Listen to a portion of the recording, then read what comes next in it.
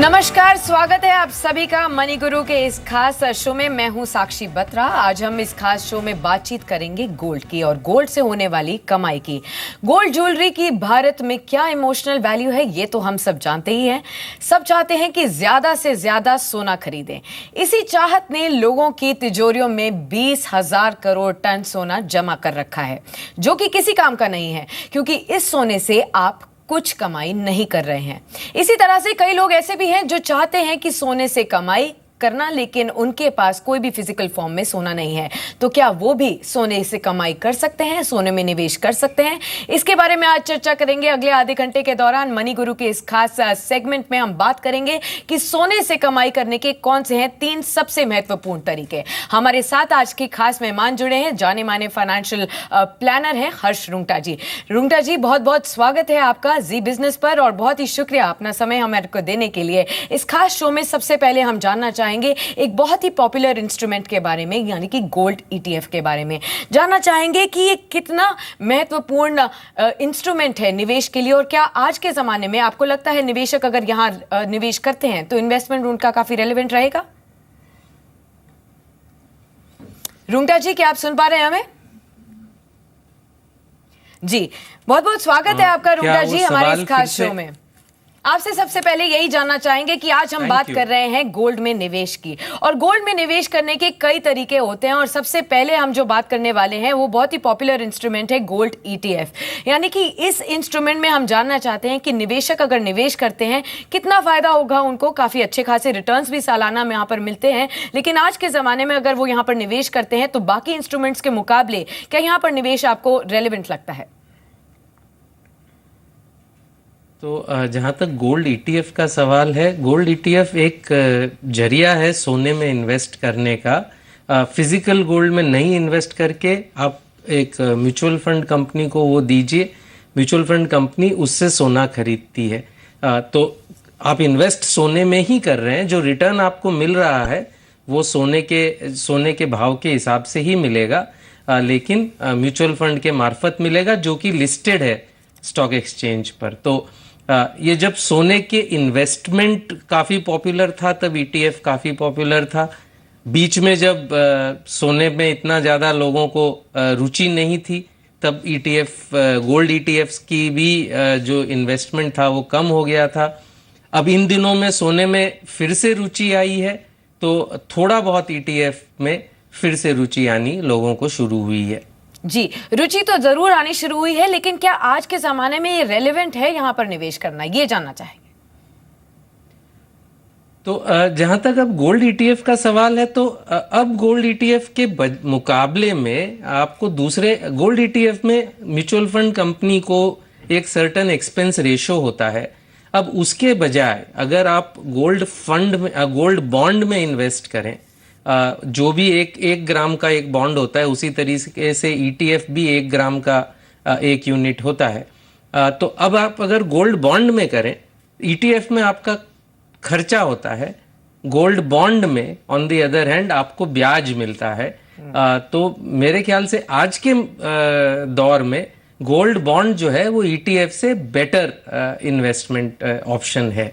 जी बिल्कुल, gold bonds की आपने यहाँ पर चर्चा की, लेकिन विस्तार से समझेंगे, लेकिन आखिरी भाग में इसके ऊपर विस्तार से आपसे जानेंगे कि गोल्ड बॉन्ड्स में निवेश करना कितना आज के ज़माने में फ़ायदेमंद रह सकता है। लेकिन सबसे पहले हम आपसे ये जानना चाहेंगे कि कहीं ना कहीं जो एक एस्टिमेट लगाया जा रहा है वो ये है कि आज के ज़माने में अगर फिजिकल गोल्ड की बात की जाए तो भारत में ही केवल 20,000 टन का जो सोना है वो लोगों के घरों में या फिर बैंक के लॉकर्स में पड़ा है, जो कि बिल्कुल बेकार पड़ा है और उससे कोई निवेश की कोई कमाई नहीं हो रही है।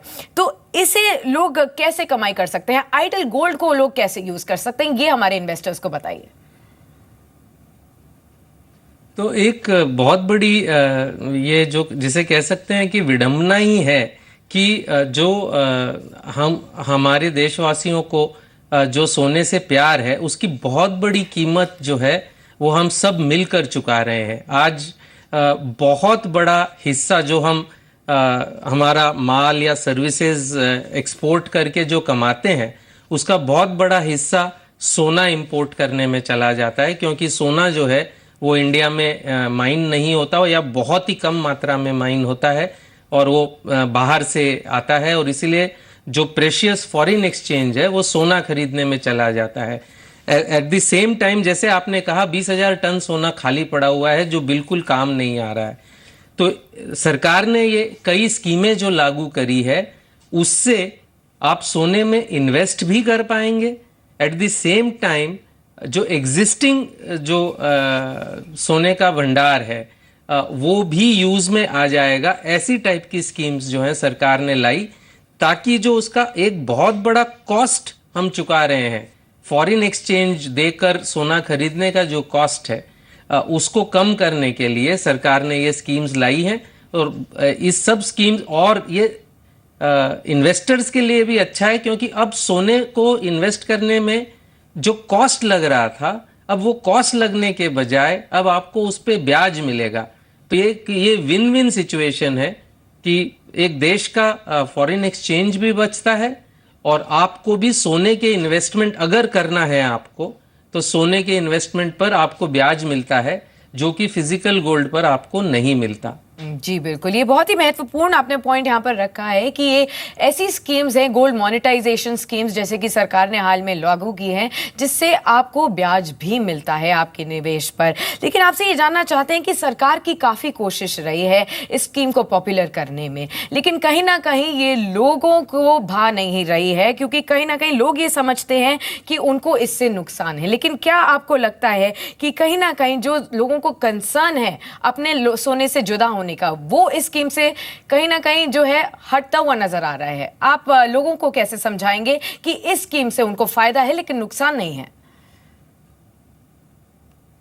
तो अगर हम गोल्ड मोनेटाइजेशन स्कीम की बात करें, तो पहले ये जो स्कीम्स में काफी दिक्कतें थी, मिनिमम भी 500 ग्राम था, तो एक आम आदमी के लिए 500 ग्राम सोना होना करीबन करीबन मुश्किल था।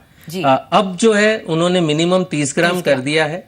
तो अब मेरे ख्याल से इंडिया में एक मिडिल क्लास आदमी के पास भी उतना सोना होता है।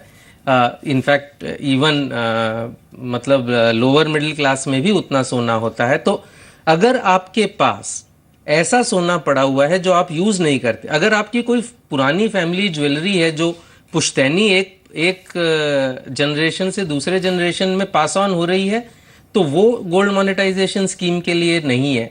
लेकिन कई हमारे जो दर्शक होंगे, उनके परिवारों में ऐसा सोना होगा, चाहे कोई खराब हो गई हो ज्वेलरी, या जो यूज नहीं आ रही हो, फैशन में नहीं है जी, और सोना है तो उसको रखा जाता है कि फ्यूचर में कभी काम आएगा। ऐसा जो जिसे कह सकते हैं कि बेकार पड़ा हुआ जो ज्वेलरी है या बेकार पड़ा हुआ जो सोना है, उस पे कॉस्ट लगता है, उसको सेफ रखने का कॉस्ट लगता है, डिपॉजिट वॉल्ट में रखने का कॉस्ट लगता है, इंश्योरेंस कराएं तो इंश्योरेंस का कॉस्ट लगता है। एट द सेम टाइम अगर उसको आप गोल्ड मोनेटाइजेशन स्कीम में दे देते हैं, तो नॉट ओनली आपका कॉस्ट नहीं लगता, सोना आपका एकदम सेफ है, सरकार की स्कीम है, उतना ही सोना आपको वापस मिल जाएगा जितना जो भी स्कीम आपने करी है, चाहे 8 साल के बाद, चाहे 15 साल के बाद, प्लस आपको ब्याज भी मिलेगा। तो सोना का आपका सेफ रहेगा, सोने का सोना मिल जाएगा, प्लस आपको ब्याज मिलेगा। इससे अच्छी स्कीम और क्या हो सकती है?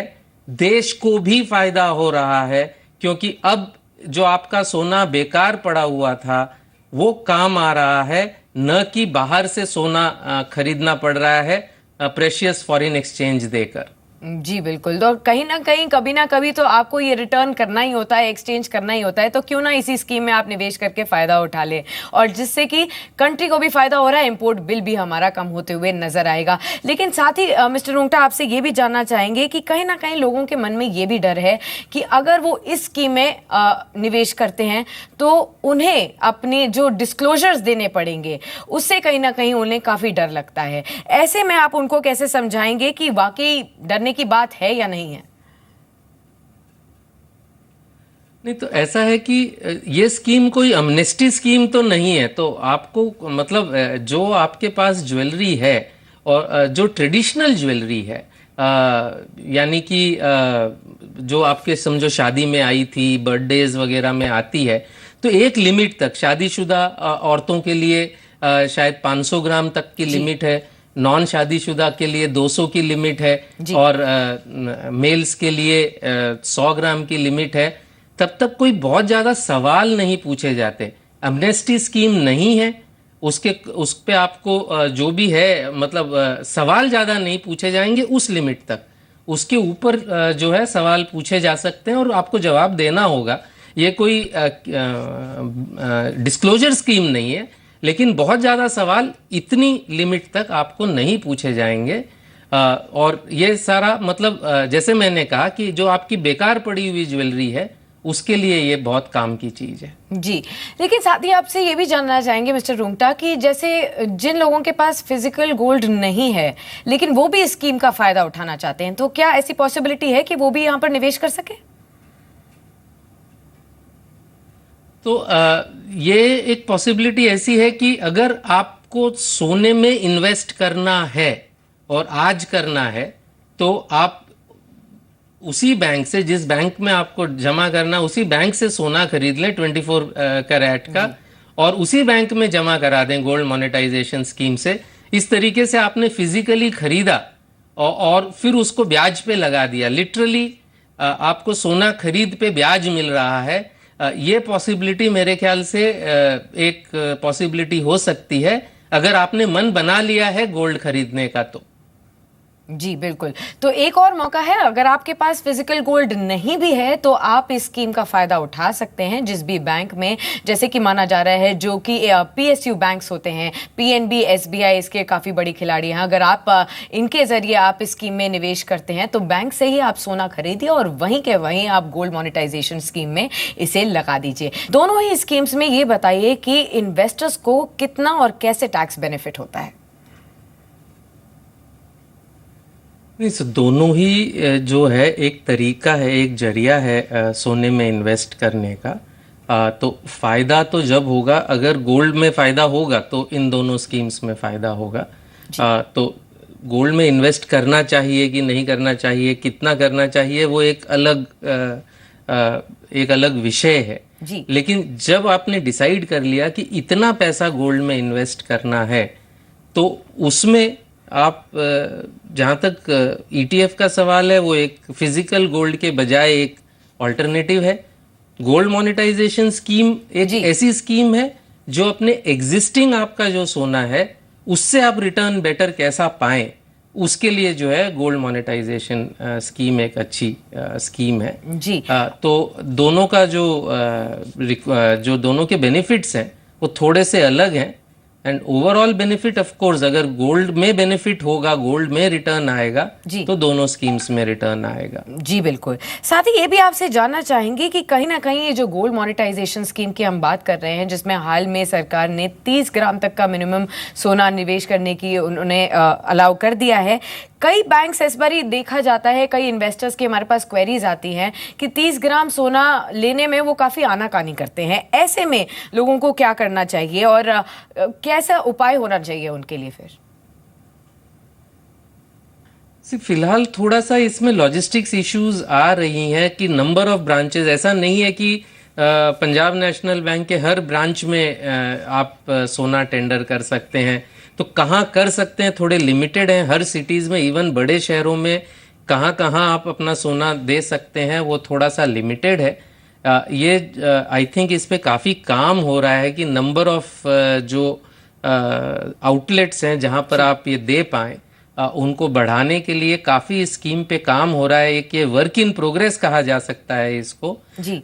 लेकिन आप अगर वेबसाइट पे जाएंगे तो आपको पता चल जाएगा कि कौन से बैंक के कौन से ब्रांच में, आपके शहर में कौन से ब्रांच में ये एक्सेप्ट होता है या कहाँ पर ये एक्सेप्ट होता है। अगर बैंक ब्रांच में नहीं होता है तो उनके कौन से ऑथोराइज्ड सेंटर्स में ये एक्सेप्ट होता है, ये चीजें आपको उनके वेबसाइट से पता चल जाएंगी। मिस्टर रुंगटा, एक और स्कीम सुनने में आती है वो है सॉवरेन गोल्ड बॉन्ड स्कीम। ये स्कीम क्या है और ये बाकी स्कीमों से अलग कैसे है? तो सोवरेन गोल्ड बॉन्ड को आप डायरेक्टली एक तरीके से ईटीएफ से कंपेयर कर सकते हैं। अगर आपको सोने में इन्वेस्ट करना है तो आप फिजिकल गोल्ड नहीं लेके आप सोवरेन गोल्ड बॉन्ड स्कीम ले लीजिए। इसमें थोड़े रिस्ट्रिक्शंस हैं, मैक्सिमम आप 500 ग्राम साल में कर सकते हैं जी। सरकार इसे इशू करती है, हर 2-3 महीने में स्कीम निकालती है, और जो एग्जिस्टिंग उन्होंने इशू किया है उसको आप मार्केट से खरीद भी सकते हैं, और अगर आपके पास एग्जिस्टिंग गोल्ड बॉन्ड्स हैं तो वो आप स्टॉक मार्केट में बेच भी सकते हैं। तो आज की तारीख में अगर आपको तो सोवरिन गोल्ड बॉन्ड है गोल्ड में एक्सपोजर लेने के लिए, गोल्ड में इन्वेस्टमेंट करने के लिए जी। तो अगर आज आपको इन्वेस्ट करना है तो चूंकि सरकार तो इशू कर नहीं रही है, तो आज अगर आपको इन्वेस्ट करना है तो आपको स्टॉक मार्केट से खरीदना होगा। आपका जो भी ब्रोकिंग अकाउंट है, जिस भी ब्रोकर के साथ आपका ब्रोकिंग अकाउंट है जिसमें ये अलाउड है गोल्ड बॉन्ड खरीदना, तो इसके लिए मिस्टर रोहटा ये बताइए कि इसमें रिटर्न कैसे काउंट होता है, और साथ ही जिस तरीके से आप बात कर रहे हैं, क्या इसके लिए डीमैट अकाउंट होना जरूरी है? बिल्कुल, डीमैट अकाउंट अनिवार्य है। ये डीमैट फॉर्म में ही जो है सॉवरिन गोल्ड बॉन्ड इशू होगा अगर आपको एक्सचेंज से खरीदना है तो जी। और वेरी क्लियर ये है, रिटर्न का जहां तक सवाल है, रिटर्न जितना सोने में मिलेगा उससे इसमें थोड़ा, अगर सोने में का अगर कल भाव गिर जाता है तो इसमें लॉस भी हो सकता है। अच्छा। तो कोई रिटर्न गारंटीड नहीं है, क्योंकि सोने का रिटर्न गारंटीड नहीं है, लेकिन फिजिकल गोल्ड में तो जो भी लॉस होना है वो सोने के भाव के हिसाब से होगा, प्लस उसके जो कॉस्ट लगते हैं। यहां पर आपको जो रिटर्न मिलेगा उसमें थोड़ा इजाफा हो जाएगा, थोड़ा बढ़ जाएगा, क्योंकि इसमें आपको 2.75% इंटरेस्ट भी मिल रहा है। जी बिल्कुल। चलिए, जाते जाते एक आखिरी सवाल आपसे पूछना चाहूंगी मिस्टर रुंगटा। कहीं ना कहीं ये माना जा रहा था कि ब्रेक्जिट के बाद इक्विटीज से ज्यादा बेहतर होता गोल्ड में निवेश करने का। क्या आप भी निवेशकों को यही कह रहे हैं कि सेफर एसेट इस वक्त गोल्ड में निवेश करना है? मेरे ख्याल से ये इवेंट्स जो होते हैं ये होते रहते हैं, मतलब ये काफी मेजर इवेंट्स हैं, लेकिन पहले भी हमने मेजर इवेंट्स देखे हैं। आपका जो भी प्लान है, प्लान के मुताबिक इन्वेस्ट करें। तो अगर आपका प्लान इक्विटी के लिए एक सर्टेन एलोकेशन है तो उसको डिस्टर्ब मेरे ख्याल से बिल्कुल नहीं करना चाहिए। हर प्लान में गोल्ड के लिए कुछ ना कुछ जगह जरूर होनी चाहिए। 5 से 10% हर प्लान में हमारे मुताबिक होनी चाहिए। अगर आपको ज्यादा अच्छा लगता है सोना तो थोड़ा ज्यादा रख सकते हैं, लेकिन प्लान के मुताबिक जाइए। ऐसे पर्टिकुलर इवेंट के वजह से अपना अगर आप कहाँ आप इन्वेस्ट करते हैं उसको चेंज करेंगे तो टाइमिंग करने की कोशिश करेंगे तो नुकसान लगने का ज्यादा चांस वेरी हाई हो जाता है। जी, बहुत बहुत शुक्रिया मिस्टर रुंगटा इस खास एडिशन में हमारे साथ जुड़े रहने के लिए और निवेशकों को समझाने के लिए कि गोल्ड में निवेश इस वक्त कितना बेहतर रह सकता है। इसी के साथ समेटते हैं मनी गुरु को, यही मुझे दीजिए इजाजत।